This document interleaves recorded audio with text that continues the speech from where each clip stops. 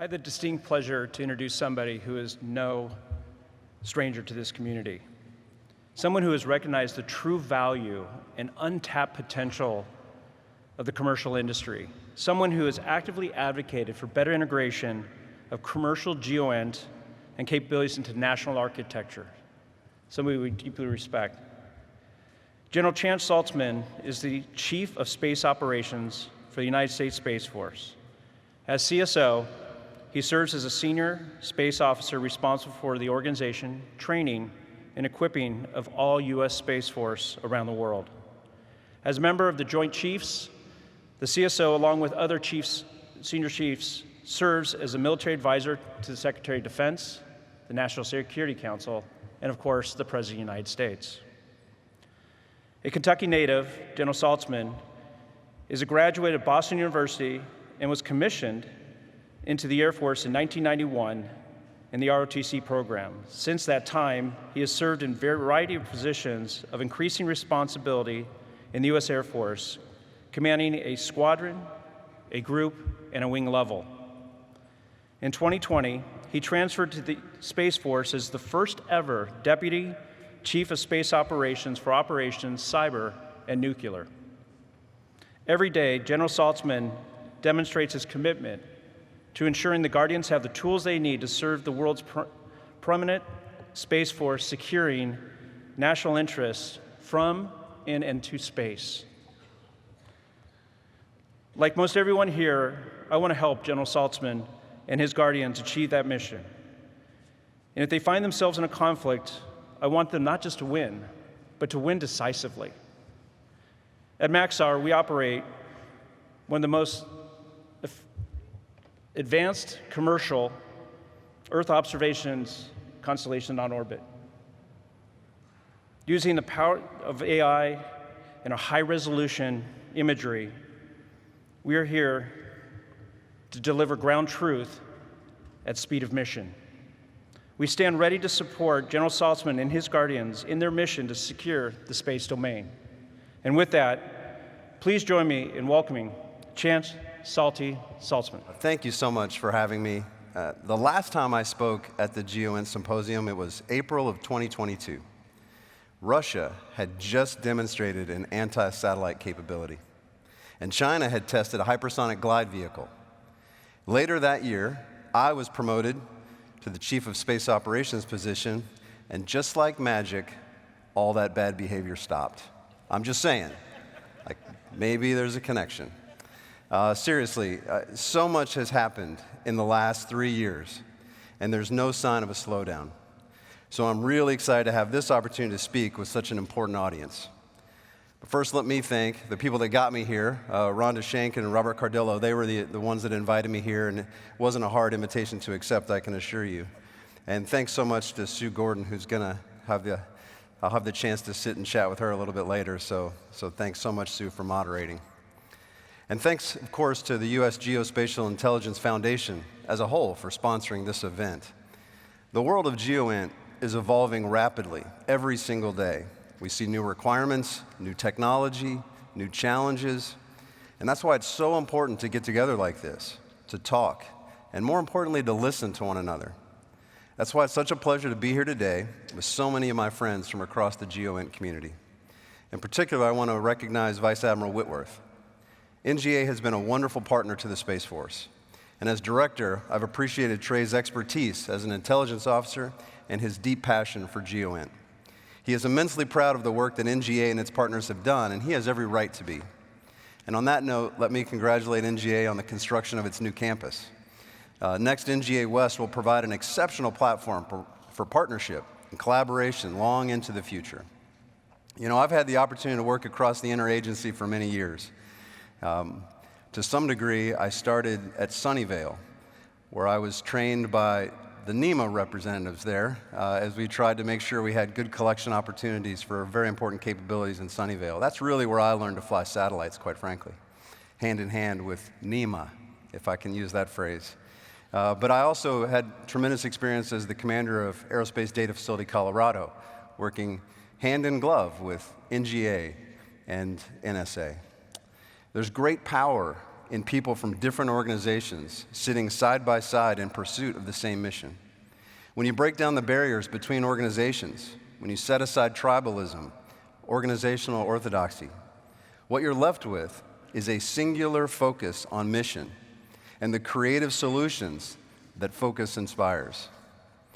It doesn't matter if your badge reads Space Force, Air Force, NGA, NRO, or whatever else. All that matters is that you have a job to do, and that job is delivering quality intelligence to the customer. Collaboration across agencies is vital. It's the key to solving problems bigger than any single entity could solve alone. That's why I'm excited for the unveiling of next NGA West, and I have no doubt that we'll all be better for it. As a student of history, I also have to take a moment to applaud the choice of St. Louis as the campus's home. After all, NGA's history in this city dates back to World War II, when the Army Map Service opened its doors at the St. Louis Arsenal. The Map Service was the Department of Defense's military cartographic agency for World War II until 1968. For decades, it compiled, published, distributed topographical maps and related materials for use by the U.S. Armed Forces. That included D-Day and during the Korean War. It might surprise you to learn that the Army Map Service even supported space exploration. It mapped the moon for use during the Apollo missions, and it contributed to the development of our modern GPS system, which remains such a critical capability for the Space Force today. Of course, the NGA of today is worlds apart from the Army Map Service, but it goes to show that the ties between NGA and the Space Force reach back to our nation's earliest days operating in the space domain, long before either of us existed in our current incarnation. So the Space Force is excited to partner with the NGA as it takes the next step forward in evolution here in St. Louis, the place where its journey began. The thing about a journey, though, is that it's occasionally wise to pause and take stock of the landscape around you, to reflect on the road you've traveled. This is a subject that I'm intimately familiar with because the Space Force is in the middle of its own transformational journey. A little over 5 years ago, we didn't have a military service dedicated to space, and now we do. That simple fact has driven a tidal wave of change across the national security space enterprise. It's forced us to define ourselves and to redefine the way we relate to others. In much the same way the NGA is not the Army Map Service, even if it builds off that legacy, the Space Force is not Air Force Space Command. And that means that each of us, everyone with a stake in national security, needs to recognize the new paradigm, re-examine old ways of doing business, and redetermine how all the pieces fit together. Fortunately, there are some things that are simple to understand, like why we exist. A military service is an organization dedicated to achieving superiority in its assigned domain. This is a complex enterprise, and it requires uniquely trained personnel, specialized equipment, and tailor-made operational concepts. So as our starting point, we can say that Space Force's formative purpose is space superiority. Said another way, it's our job to contest and control the space domain, to fight and win so that we assure freedom of action for our forces while denying the same to our adversaries. Doing so in the face of competition, crisis, and conflict requires a purpose-built organization with the capability and readiness to direct military force in, from, and to space to secure our nation's interests. This fact shapes all of the Space Force's effort because it's not enough to just deliver services from orbit anymore. It has been many years since we had the luxury of thinking of space as a sanctuary. Today, we must be ready to fight for our domain, to overcome threats, outwit a thinking opponent. Space superiority is the reason we exist as an organization, and it informs everything we do as a military service.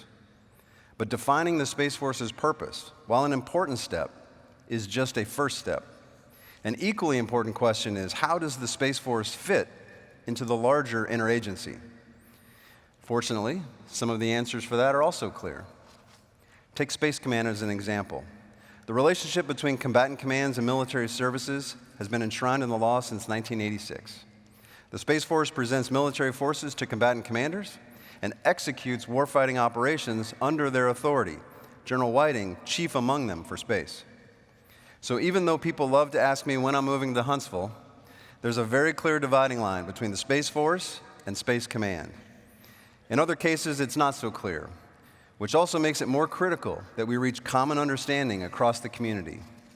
For example, the Space Force is the 18th member of the intelligence community, which means we have both Title 10 and Title 50 responsibilities. The Space Superiority Mission makes our Title 10 responsibilities fairly clear, but our relationship with organizations like the NRO or NGA is more of a work in progress. And we owe it to ourselves and others to clarify, because ambiguity benefits no one. We live in a fiscally constrained environment. We already have more mission than the resources we have to accomplish them. So it's the responsibility of the interagency to eliminate redundancy wherever possible.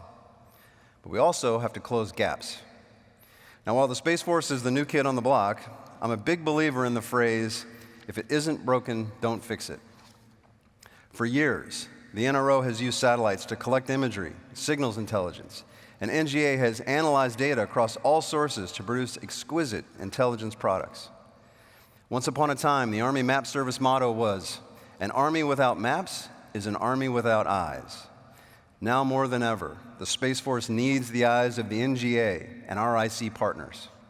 Space superiority requires an extraordinary degree of trust, coordination, shared commitment across organizations, commercial entities, and allied nations. Without their cooperation, we cannot achieve our objectives as rapidly and as effectively as the security environment demands. Now, let me assure you, the Space Force has no desire to duplicate existing intelligence efforts, and we lack the depth and breadth of experience with which to do so. It makes so much more sense for us to align our efforts so that they complement the work that NGA and the NRO have done rather than attempt to replicate it. Why build a redundant capability when you can just invest in enhancing the one you have? It's so much more cost-effective. It has the added benefit of building teamwork from the ground up. The space domain is only getting more congested, more contested, more complicated, more challenging. It's our duty as stewards of the taxpayer dollar and of the trust of the American people to focus on our respective missions. NRO and NGA provide the pipeline for space-based intelligence products. Good. We need that. So then what is the gap that the Space Force fills? For me, again, it comes back to space superiority, our formative purpose. Once we have control of the domain, it's our job to enable freedom of access for our forces on the land, at sea, or in the air. This is different from intelligence, which is collected using a range of sources, analyzed and assessed into robust and rigorous outputs. What I'm talking about here is providing insights and awareness for commanders on the ground to use as a resource for tactical planning, tactical decision-making. By definition, these efforts will often lack analytical rigor or application of intelligence tradecraft. Our focus is on speed, not resolution, on breadth, not depth. Likewise, as a member of the combined force, the Space Force has a particular responsibility to share these products with our allies and partners. And that requires fully releasable information with far different needs to protect sources or methods. We are placing a priority on a need to share rather than a need to know. And that's a fundamental shift in our thinking, and it will drive changes in the way we do business. Of course, to do this right, we must take care not to interfere with NGA's responsibilities as the GEOINT functional manager, but rather to complement them, delivering supporting fires in the information domain. In my estimation, geographic domains are large, complex, in fact, far too large for any single organization to have all the answers when operating in them. Why shouldn't that same hold true for conceptual domains? Difference of perspective and shared conditions allows for diversity of thought, which creates strategic resilience. Many organizations have overlapping interests, but they each pursue a unique and particular purpose, a dedicated focus that sets one apart from another. Just a few weeks ago, the Army announced a new enlisted career field for military space operations, and I understand why. We have so much to do in space across all of the joint force. We need more people carrying the load, not fewer. We need to create opportunities that allow all of us to achieve our assigned missions.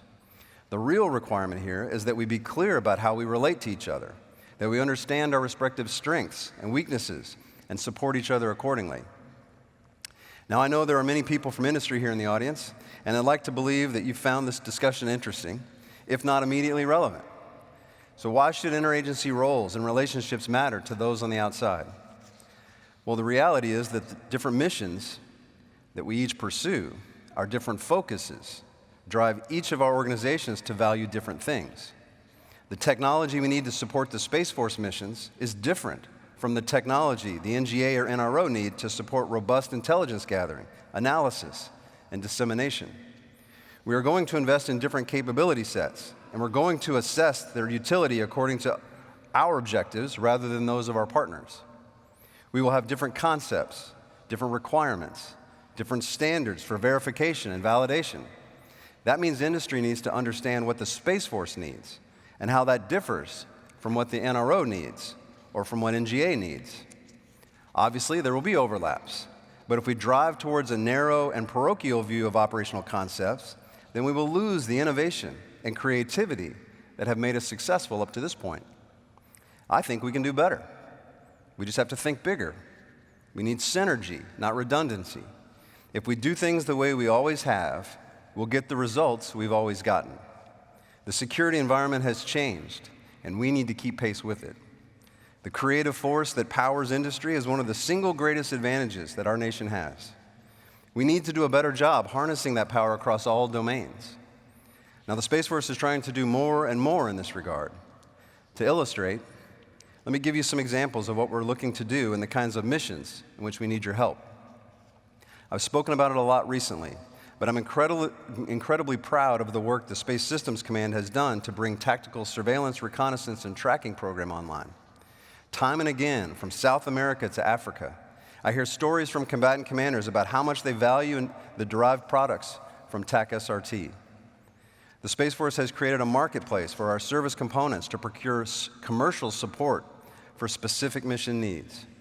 We're talking about leveraging non-governmental sensors, data fusion to integrate publicly available information into fully releasable planning products, things we can freely give to uncleared allies and partners. It's an incredible tool, both for making decisions, but also for building relationships and trust. So it should be no surprise that Space Forces South is the single biggest customer of TAC SRT of any of our Space Force service components.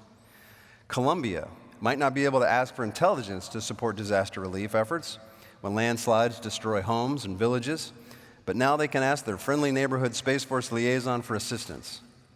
Since its inception, TAC SRT supported a safe withdrawal from Airbase 201 in Niger, guided relief efforts for flooding in Brazil, and countered malign influence denying Perusat. None of this replaces traditional intelligence, of course, but it supplements it with tactical insights, near real-time unclassified awareness. To continue to do this effectively requires close collaboration with NGA. And I'm proud to say that we are doing so that now better than ever. By formally clarifying each of our roles and responsibilities, we collectively strengthen our ability to support the joint force. In the end, Space Force and NGA capabilities will complement each other for the good of the nation. In a similar vein, we are partnering with the NRO to acquire ground-moving target indicator capability. The Space Force will operate GMTI as an application of its Global Mission Operations core function, enabling combined force lethality and closing long-range kill chains as part of our Title X responsibilities. Here again, the principle is clear. There may be overlaps in technology, domains, or interest, but it's the unique focus of each stakeholder that clarifies its lane in the road. It's the Space Force's job to achieve space superiority and to provide space effects for the joint force. To do that well, we depend on the contributions of our IC partners to make it happen. And in the same way, we will lend our time and talent, especially our guardians, to our IC brethren to help them achieve their own objectives. And while we still have work to go, documenting, clarifying the full breadth of our respective roles and responsibilities across the interagency, we certainly have enough of a common understanding upon which to build. Thankfully, we've made tremendous progress in this regard in the last few years. The Space Force, NRO, and NGA are each putting in place the programmatic structures to jointly buy capacity, to govern those capabilities in support of each other, and to distribute data for maximum effect. We've developed a Tri-SEAL strategic framework for commercial space protection. We're also putting in place a mechanism for the NRO and the Space Force's Commercial Space Office to utilize each other's contracts to accelerate support to the warfighter. This is a new way of doing business, completely sidesteps previous institutional barriers. My hope is that this will just be the first of many such efforts. A few weeks ago, Major General Greg Gagnon, the Space Force's senior intelligence officer, gave me a glowing report on the partnership between the Space Force and NGA in Dayton. The commander of the National Space Intelligence Center and his NGA counterpart have worked tirelessly to forge an interagency team that punches far above its weight. When it comes to space domain awareness, we could ask for no better partner than the NGA. Likewise, the Joint Mission Management Center has just reached initial operational capability. There are guardians on that floor, sitting side by side with their interagency counterparts, just like I did all those years ago at Sunnyvale. If we're going to ensure the continued prosperity and security of our nation, we have to align it behind a whole of government effort. Each of us contributing what we can, closing gaps, eliminating redundancies. In the future, I have a vision where we have a seamless integration of capabilities, regardless of the badge we wear, and our institutions and processes are integrated by design. We will have industry, commercial enterprise at our backs, building the tailored tools we need to keep our warfighters safe, secure, and lethal. Until then, we just keep moving forward. 2025 will continue to be a dynamic year. We need to keep talking, keep bringing each other along, keep saving each other a seat at the table.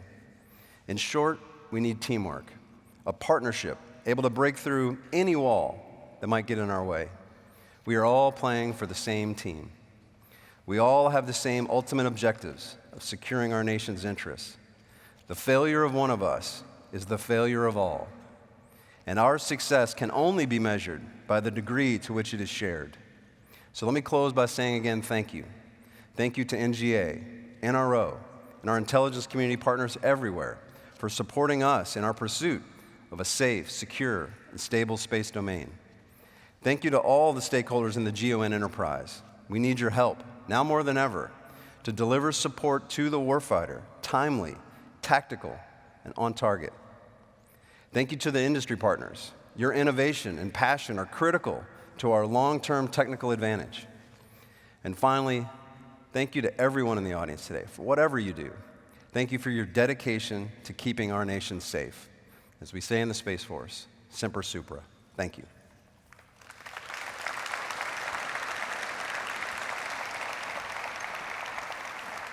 Wow, great job. Thank you. I had no idea that you and I got our start the same way. I, too, got my start in space in Sunnyvale a few years earlier, 1980, where I worked with ESL to assess the Soviets' first orbital interceptor. How lucky am I that I get to sit here with Sue Gordon? Well, no, what I was thinking I mean, is, this is amazing. when we assessed it, we didn't know who we were going to give it to, the intelligence, and so now we do. That's a great day.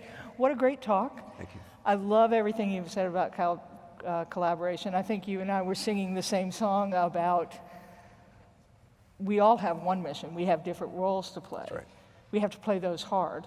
But at the end of the day, playing them alone isn't going to work for us. That's exactly right. So I love your theme of collaboration. It's so nice to sit here because last time I had a government role, you were just a gleam in our eyes. So nice to see how far you've come. Let's talk collaboration because that was your overall theme, and with your closest partner right now, and that's the National Geospatial Intelligence Agency. You talked about it in general, but give me a few more specifics on where you're collaborating, and maybe kind of what do you think you most need from them, and the obverse, what they most need from you? You know, the overarching point, I think, is we shouldn't take it for granted that a new service is conceived, it's put into the law, it suddenly comes into being, and everybody just assumes that we know exactly how everything works. The processes, the procedures, how we integrate with the entire U.S. government is just assumed away. Those of us that are on the inside and kind of know that, we know it's a lot harder than that. And where we had normally covered missions in the past, suddenly you put a new organization right in the thick of it, and you say, okay, how do we carve our own time, and how do we carve our own responsibilities? What is it that we add value to how do we add value to the overall mission and effort? Because we're all trying to do the same thing. Well, that creates friction. You know, and government bureaucracies thrive on that friction sometimes. So we just have to sort it out. And so it's the detailed understanding of what are your responsibilities? What can I do to help you execute those? Where do your authorities start, stop? How do I fill needs that may have not been there before? And it's just hard work. And I'm glad that we're doing it at the right level. This is not Trey Whitworth and I figuring this out. That's never going to work, right? We don't have we're not there day to day to see where the real issues are, what the real points of decision are. This is a full-scale collaboration at every echelon. And so by integrating, by putting operators side by side with Intel analysts, to put mission managers in the same room doing those things together, they work through those details. And so sometimes the best way to collaborate is just to do the job together. This is not conference tables. This is not sitting around talking theory. This is getting into the business of what are the actual responsibilities and how do we do the work together. Yeah, I think you describe it perfectly, and that's just the way it all works, right? You do have domain, but there are jobs to do. I know as a new leader, though, when you have been given a new domain in a very crowded mission space, you look for those moments where you go, "Oh my God, that's it. That's how we do." Have you had a moment where you're like, "Oh, that's why we both exist, and that's how we both succeed together"? I hesitate to say this because it may only apply to those that are most experienced in this room, that have been around and seen this play. Oh, okay, I didn't want to say that. See, no matter how old you get, you'll still be younger than me, so we're all right. Great. But I think there's a natural defensiveness in the government because if you can't say this is our responsibilities, then you have problems in advocating for the resources that you need. And when you know you need to grow, that becomes even more exacerbated. And so this is just, I feel like this is just a natural way of doing things. Like we have to sort out the roles and responsibilities. We have to clarify who does what and where those responsibilities are. The problem is space domain is changing so fast. The commercial industry is adding so much technology, so much to our toolkit so fast that you can't just say, this is the way we do business and now we need to carve it out, because it's constantly shifting, it's constantly changing. That requires extra effort to make sure that we're doing it in a complementary fashion as we grow, as we lean into technology, as we lean into new missions that are being added. It's just hard work, and I'm proud of the team for the work they're doing. I'll tell you, looking from the outside, I think that's one of the things that the Space Force has done especially well is this notion of share first, really embracing some of the open data, some of the open technology, and talking about sharing what you have so that it's more openly available. So I think from an outsider's perspective, I think that's one of the things you did exceptionally well from the beginning is to say, no, different environment, we're going to play that way. I'll ask one more question, and then you've already inspired the audience, and that always is by far the most interesting. But let me ask you the question. We've talked about NGA. Is there any other partner that we talk less about that you think is going to be especially important going forward, with whom you have really found some great opportunities? It's more about recognizing the relationship we have with I think what we would all call the traditional stakeholders. That sometimes what we do is we say industry, and we assume that there's this monolithic thing out there called the space industry, and how do we take advantage of it? Well, we know that you don't do that. It's individualized partners. And so again, same with allies. We can use that as a collective saying our allies or our international partners, but each one has particular interests, particular concerns, particular goals and objectives and missions. How do we pull that in and make sure that there's a complementary relationship? They get what they need. There's mutual benefit from every individual case that's in that category of stakeholders and partnerships. Right. And so there's no one that I say, we really need to focus on that. It's how do we embrace the collective, but do it on a case-by-case basis to get the most out of all of them. Yeah, I love that you mentioned including our allies and partners because Absolutely. They're super important and they're each different. They have their own pesky sovereign needs and they have particular value, and so in that relationship, I think that's great. I always hate it when the audience listens to what I say, and so here's a question that says, you said we need synergy, not redundancy. Can you elaborate on this comment? And then they're going to help you out. Yeah. In the Indo-Pacific, arguably redundancy is the most important pacing problem set against near-peer adversaries to ensure fluidity in the operational environment. So can you do a little differentiation for us? Well, the term I like is resiliency. Redundancy implies that you're going to lose things, and therefore you have to have extra capability, extra capacity, so that when you lose something, you're not without mission capability. I'm not sure we can afford the redundancy that would make that true. Can we buy all the redundancies that are necessary so that under attack, in a crisis, in a conflict, we'll be able to preserve the mission? The word resiliency tries to accomplish the same thing, but using different methods. To make something recognize there's going to be an attack, but we can fight through it. We can marginalize the effects because we have different ways of doing business. Commercial, can we pivot to allies?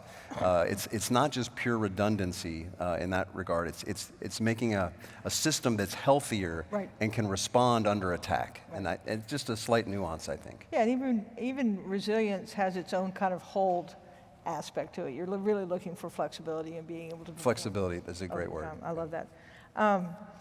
Another question for the audience. You mentioned a push for unclassified data sets like TLE data in SpaceTrack.org, maintained by the 18th Space Squadron, is publicly available.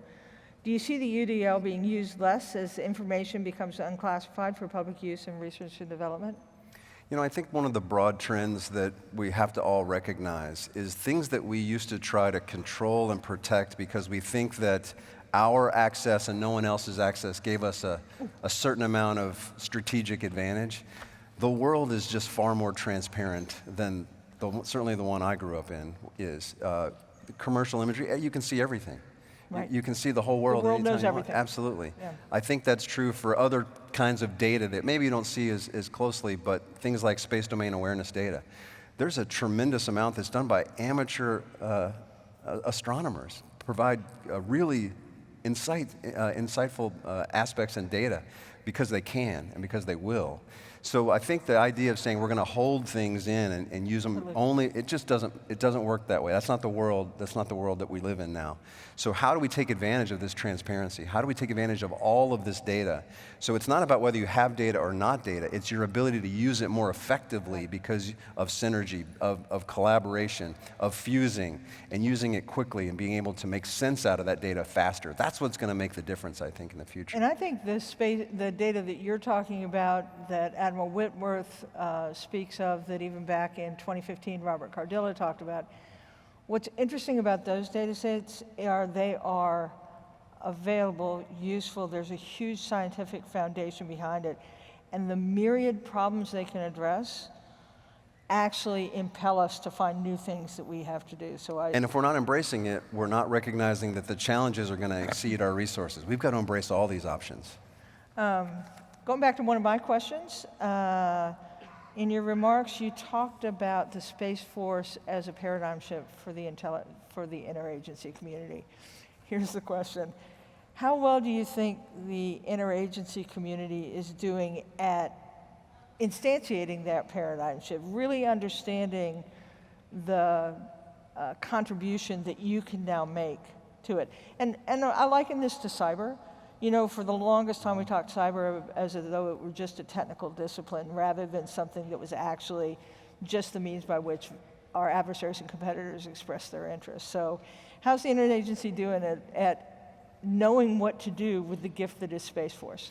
Yeah, I have to expose a little maybe weakness on my own part. You know, when I took this job, I kept interacting with partners and stakeholders, and I said, why aren't you trying to understand the Space Force more? Why aren't you trying? I mean, we're here, we're happy to help. You're not doing your job trying to understand us.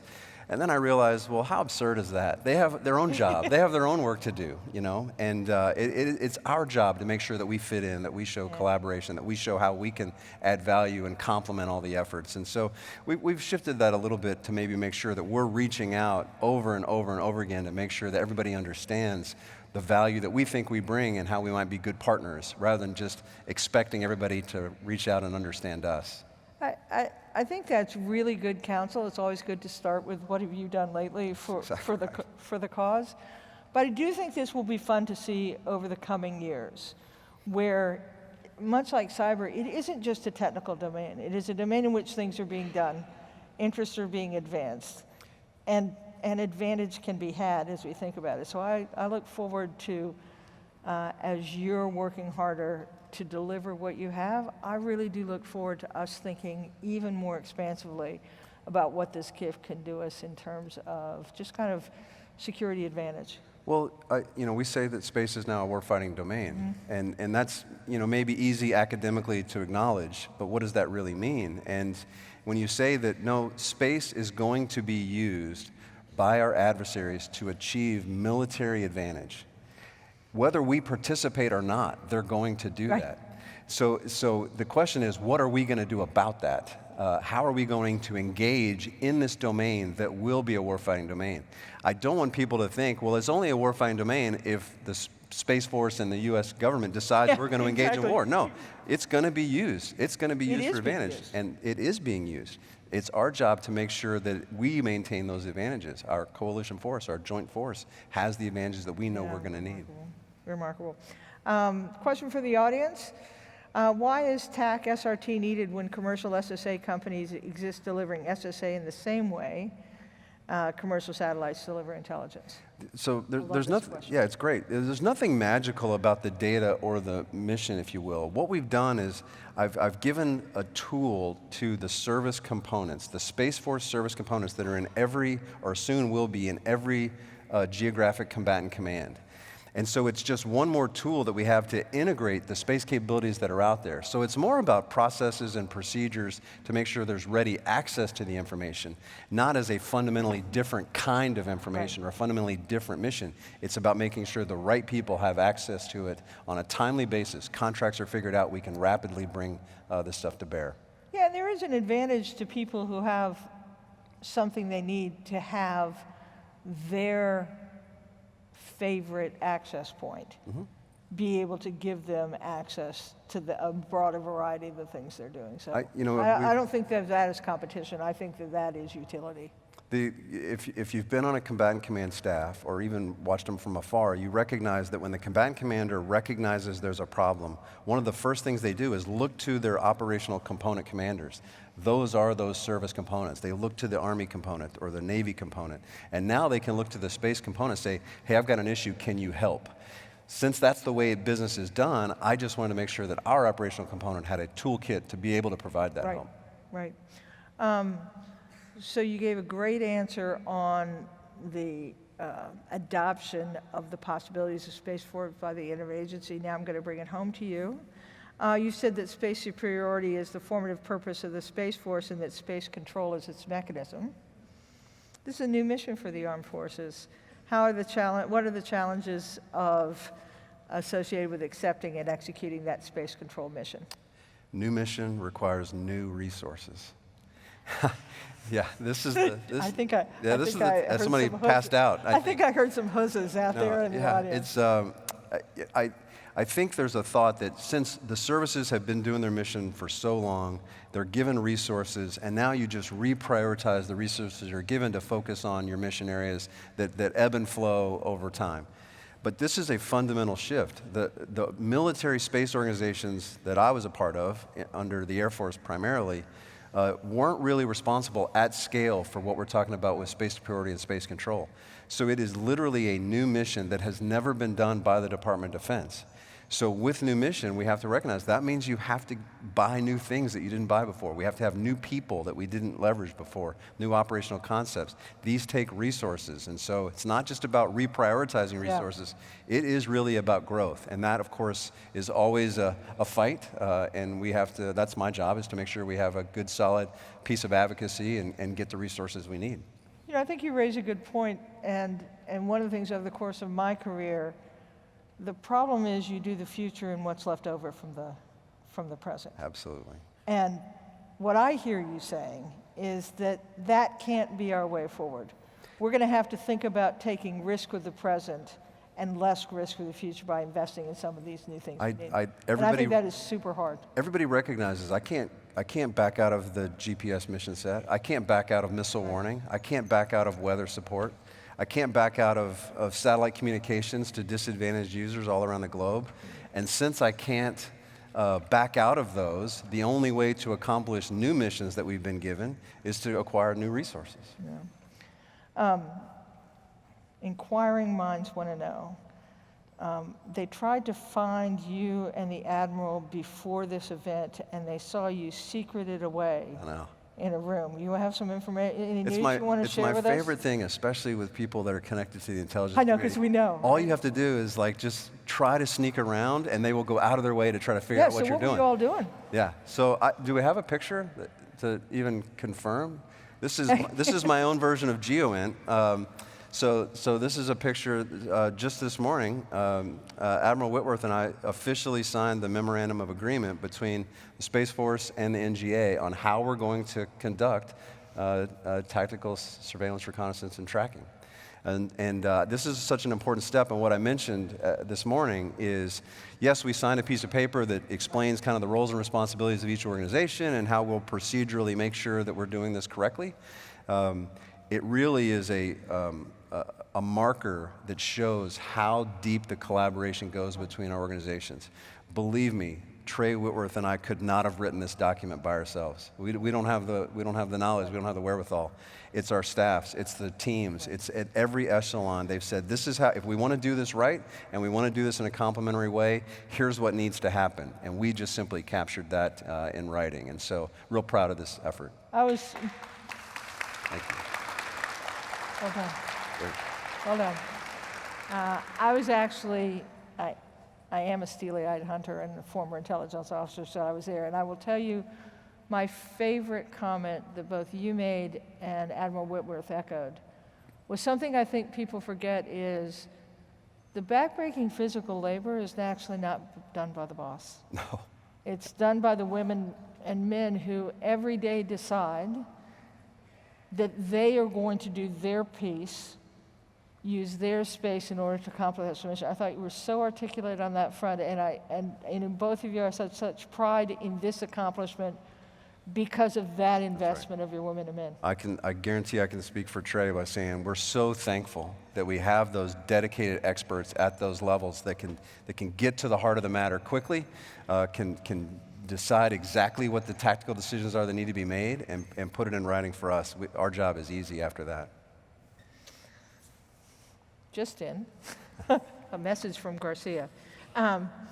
If the U.S. Space Force tax SRT products are not GEOINT products, I thought that was a really interesting new point to me, that follow GEOINT standards, what is it, and what standard and confidence level can the commands, like AFRICOM, count on when they use tax SRT products? Yeah, this is a really good question. It is. Thank you, whoever wrote that. Yeah, and hard, so I'm mad at you as well. I don't like hard questions. But anyway, never mind. I could have edited it out. You can be angry with me. So I wanted to know. I think what was important for me to recognize, and I had really good advisors working me through this, is it's not really as important to decide is the product GEOINT or not GEOINT. That's almost a red herring. It doesn't require too much analysis. The bottom line is it's information that can be used, and we have to make sure that we don't try to do something with it that it's not designed to do. And so when I say it's not GEOINT, I don't want anybody to think we're going to take one of these products that was produced very quickly with very hastily written requirements and then do targeting, for example. That would be a bridge too far. That would be using the product in a way it's not designed. What it provides, though, is rapid information for planners to use. A great example, when the earthquake happened in Turkey several months ago, the question was, where is the most buildings damaged? Where is the epicenter of the issue in terms of humanitarian relief or some of the things we want to do? The planners, of course, they go through the normal process to think about how do we collect information on this, but one of the ways to do this was leverage commercial imagery. We got it very quickly, and we gave it to other NATO partners that maybe wouldn't have had all the same accesses. We gave it to civilian agencies that were trying to do other things. It was just a rapid way for them to have situational awareness about a situation so that they could make the right kinds of decisions and not waste resources as we try to focus on the problem set. I love that. Over time, I think we've, as a community, and I mean the big community word, have found that value in being able to give people on the ground, planners, operators, the best current look of what we have. That's right. My experience, though, is exactly what you've talked about. For the way this works over time is you have to make sure that all those people continue to get all the other products so Absolutely. that they are not disadvantaged or hyper-advantaged users. So I loved what you talked, when you talk about the continued growth and how you think about data sharing and use, I think it fits really into making that product super useful and yet ameliorating some of its. And it's not a replacement. It's about speed, not resolution. It's about breadth, not depth. But you're going to need resolution. You're going to need depth. You need all of those things as well. So this is a complementary effort, not a replacement. I love it. I love it. What do you see as the future delineation of roles between SSC and SDA, the Space Development Agency? Well, so we've been working through These this. are very. They're killing me. I know. They're killing me. I know. I could help you out, but this is super fun. It is. We've got. I agree. We have several organizations inside the Space Force that are responsible for acquisition. So first, you have to recognize how much of what the Space Force does is acquisition. Half the officers I have in the Space Force are acquisition professionals. 66% of my budget is RDT&E. Like, acquisition is the coin of the realm. That is a huge part of what we do in the Space Force. And so separating the different kinds of acquisition, whether it's leveraging commercial products, whether it's the behind the green door, highly classified work, whether it's the large-scale program of record, each of our acquisition organizations brings a slightly different, maybe focal point with regards to the kinds of capabilities you're trying to deliver. And by focusing, they can leverage different authorities, they can different contracting mechanisms, and go faster, because that capability at speed is really what we're trying to accomplish. And so slightly different focuses working together, though, under the banner of all of our resources. The meta point you made earlier is we talk about it as though it's a monolith, but the truth is each of the opportunities demands a response. I love that answer. I remember when Chris Scalise took over the NRO, one of the things that was most exciting was his NASA heritage. I mean, there was just something remarkable about what he brought from his time at Goddard. We haven't talked much about Space Force and NASA. What's that relationship look like? It's very close. It has to be. We share a domain. We share government interests in making that a safe, secure, stable domain in perpetuity. We share an industrial base. We share launch complexes, and certainly in Cape Canaveral and others. So there's a lot of overlap in our interests. We have different missions, and we need to continually recognize we have different missions for the right reasons for the government to pursue with different agencies. But there's so much overlap that we have to continue to collaborate and make sure that we share best practices. When somebody in NASA says, hey, have you ever seen what this company's producing? You might be interested in terms of collision avoidance or safety of flight. I'm really interested. If NASA tells me this is a good thing to look at, then we're looking at it. So it's that kind of collaboration that's very helpful. The other thing is NASA is one of the most creative, aggressive users of new authorities. I know when we formed In-Q-Tel, I actually looked at NASA, who was a very early user of OTA, and it's so interesting that 25 years later we talk about OTA as though it's new.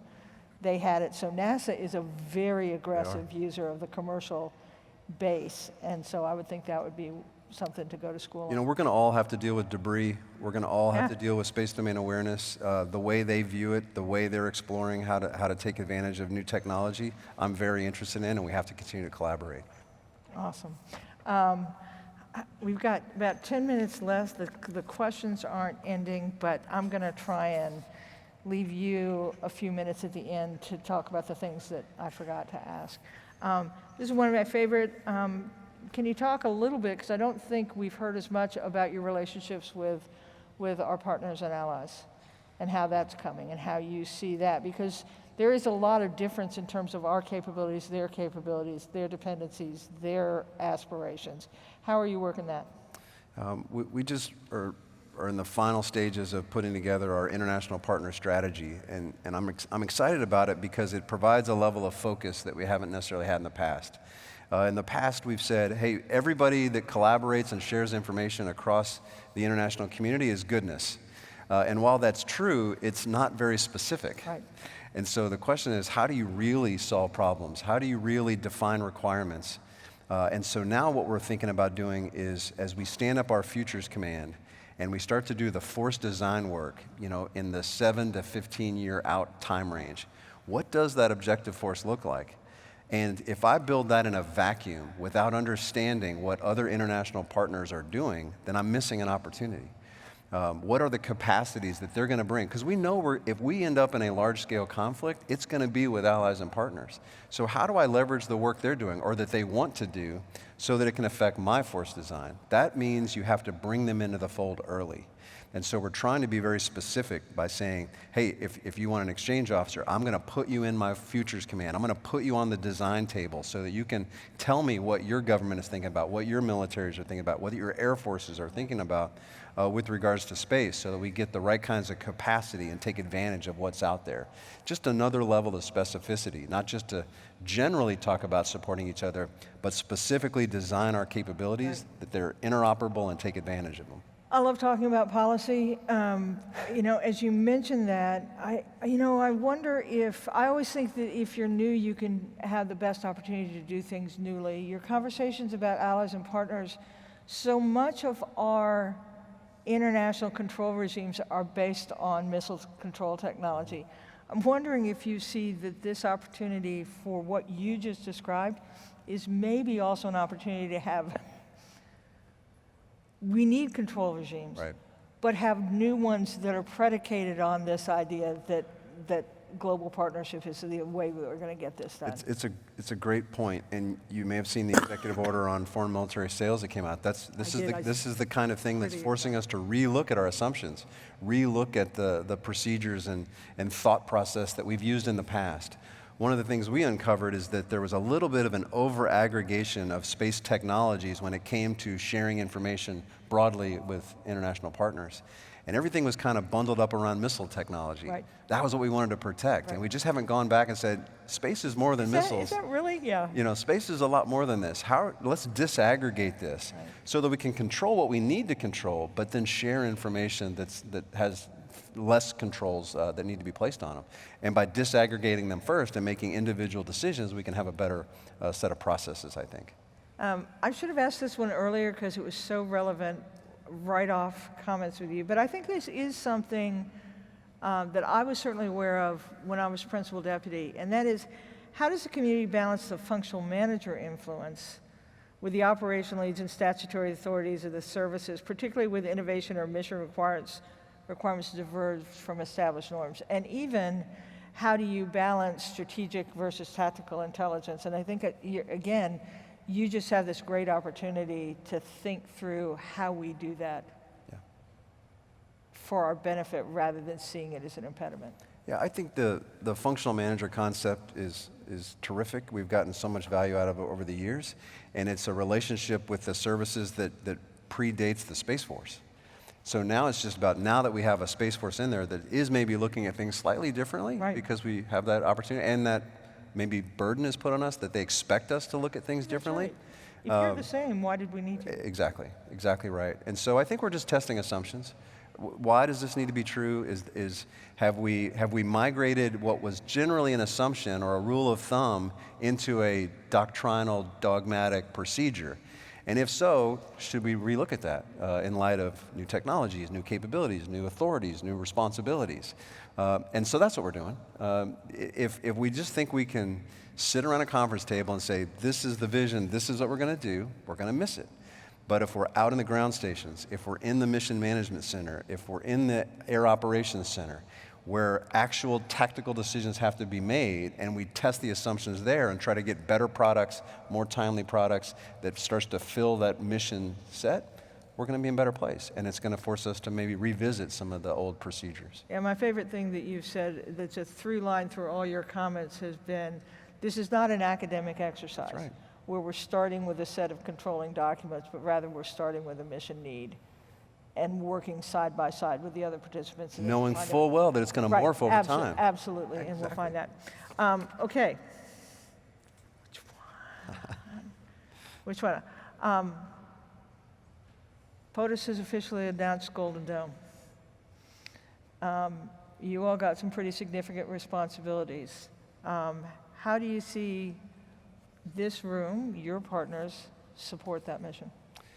Well, first, let me say congratulations and condolences to Mike Gutlein. I saw that. No better man. No better man. The president called that one because there's not a better person for that job, both in terms of leadership skills, the acquisition background that it's going to take, and what I really think, and maybe it's not going to be as obvious to others, is he's going to have to stitch so many different things together. It's a system of systems management. That level of integration across the entire government, we haven't done that kind of thing in a long time. He may be singular in his ability to pull that together. I've seen it before. So congratulations to him. It's going to be a remarkable set of challenges, but we got the right guy to do it. Yes, I think the Space Force will be central to it. We obviously already have sensors, and we're developing new sensors that are going to be key to detection. Right. We're going to have to put together the data transport layers that rapidly move the data that sensor collects to a decision maker, turns information into tracks that can be targeted. And then we're going to have the space-based interceptors, we're going to have effectors that actually can engage targets. That's a lot to put on the Space Force's plate. So we're excited about the mission opportunities, and it's a little daunting to know how much this is so important to the nation. We're going to have to step up to the challenges, and it's also why I'm really proud of Mike being the guy that has been chosen to do it. Now, I got to figure out how I get a vice chief, to backfill and make sure we can continue to do the service stuff, because he's going to be really busy doing the golden. But you know what's awesome about the opportunity is my experience that with Quest, it attracts talent and it inspires the development of culture. So all the things we've talked about as this moment being different and how do you make us take advantage, sometimes you need something like this in order to be the catalyst for that event. So I love that. Tell them not to screw it up. I will. And I'm going to say Sue Gordon said, don't screw it up, because that's even tougher. That's the way I roll. That's harder. So no, it's a challenge. And what military unit doesn't want a challenge? Right. It clarifies so much. So we're excited about it. I can't think there's anyone in this room that isn't inspired to be able to be part of that vision. This is one of my favorite questions, and you can demur and just take the time for yourself if you'd like to do something without us 2 minutes. Are there any misperceptions about Space Force that we have not effectively debunked that you want to square away in this room? Because the whole world is actually watching. I cannot tell you how many online viewers we have. I always talk, there's like 10 things I say now that they're common myths. I won't go through all 10, that'll bore you to death. But things like interplanetary defense is a real thing, and it's a NASA mission, not a Space Force mission. So I just make that clear. The ability of UFOs to exist, unidentified aerial phenomena, that's what we call them now, not a Space Force responsibility. Actually, the U.S. Navy has that responsibility. And then the last one is I don't have responsibility for Chinese balloons that happen to end up in our airspace. My running joke is I didn't understand why they kept looking at the Space Force. Even my own dad said, hey, what are you doing about this Chinese balloon? And I go, Dad, why do you think this is my responsibility? And he said, well, it's near space. It's in near space. And I said, oh, I see. Actually, it's not near space, it's in far air. And so this is an Air Force responsibility. So there's a few missions that kind of get lumped into the Space Force, so we got to keep those separated. So I can't imagine a better ending to that. This is a bucket list moment for me. I have so enjoyed it. Please, everyone, please join me in thanking General Saltzman for being with us. Thank you.